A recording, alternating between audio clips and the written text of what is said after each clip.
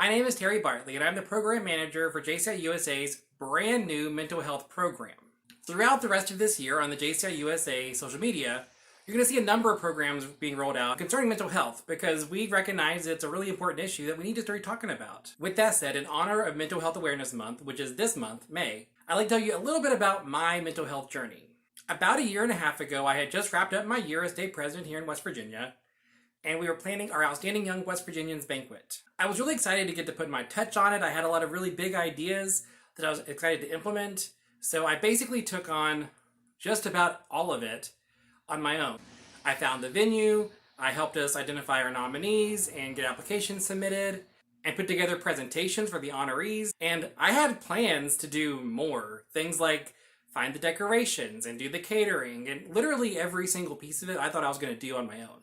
Needless to say, my state board was more than a little bit concerned about how this banquet was going to go. Every time we had a call, they'd ask me, how are you doing? How far along are you? Have you done this? Have you done that? Just providing basic accountability, which is totally fine. But for some reason, whenever they asked me about these things, it felt to me like I was being picked on.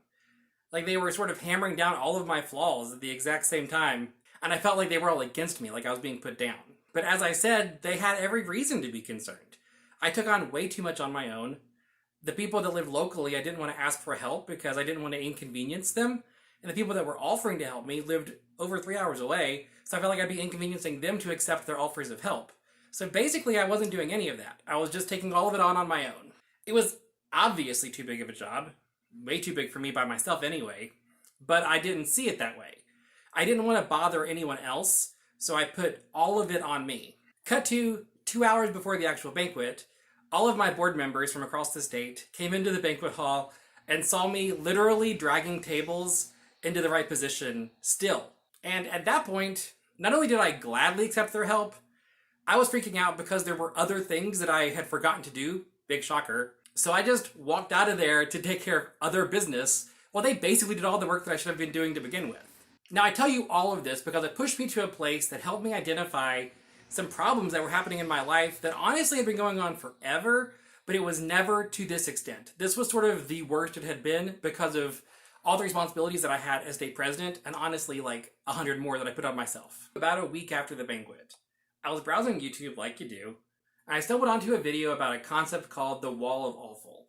So this concept is basically this idea that whenever you don't want to do a thing, or you can't convince yourself to do a thing, you keep feeling bad about it, and you feel worse about it, and somebody tells you that you need to do it, so then you feel even worse about it, and it keeps building up until it's something that you can't even do. Like you can't even fathom doing this thing because you convince yourself that you're so bad at it, or you can't do it, or or people will hate you if you do it, or they hate you because you haven't done it. It's this never-ending cycle of negativity that makes it impossible to do the most basic thing, not to even mention difficult things.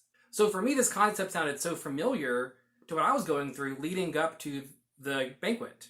I related to this video so hardcore that I glanced at the channel that it was a part of, and I noticed that it was a channel about ADHD. I went to the channel, I noticed that they had a video called, How Do You Know If You Have ADHD, or Do I Have ADHD, something along those lines, and I was like, maybe I should watch that. So I did, and in the video it talked about all these symptoms of ADHD.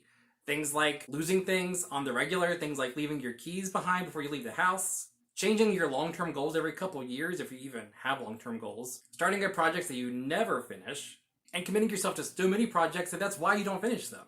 At the end of the video, I was like, yeah, this sounds like it could be me. So I ended up seeking out a therapist. We started this process of getting diagnosed where I had to call my insurance company, find a firm that even does that kind of thing, take a test to see if I did have ADHD, receive an official diagnosis, and then finally started the actual process of learning how to deal with this.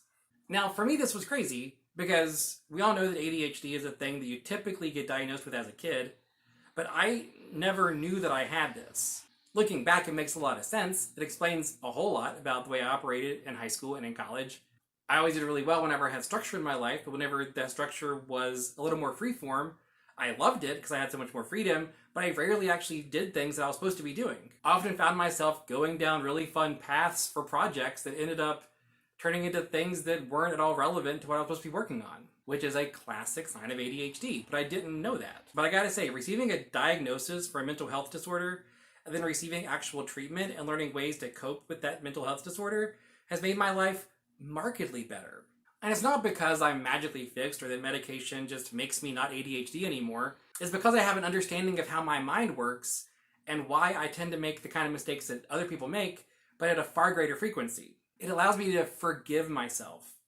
And that's one of the most important things that a diagnosis does for you, is it allows you to give yourself a little bit more patience and understanding and not beat yourself down all the time, which I was doing all the time. But now I know that whenever I take on a project, I have to delegate things and I have to be willing to ask for help, which is one of the main reasons why whenever we started this mental health program, I told MVP Danielle that I was happy to do it, but I need to form a committee to have people that can help me with this.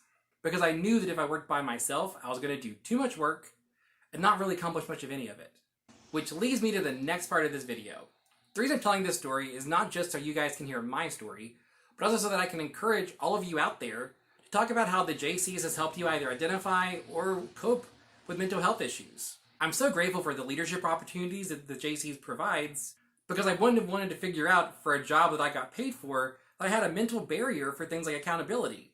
My JC family not only swooped in and took care of the banquet whenever I really dropped the ball, but they were also there to support me whenever I figured out why all this was happening.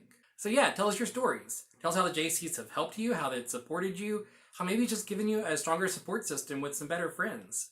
And then make sure to put the hashtag JCing you through. Thank you so much for watching and have a great Mental Health Awareness Month.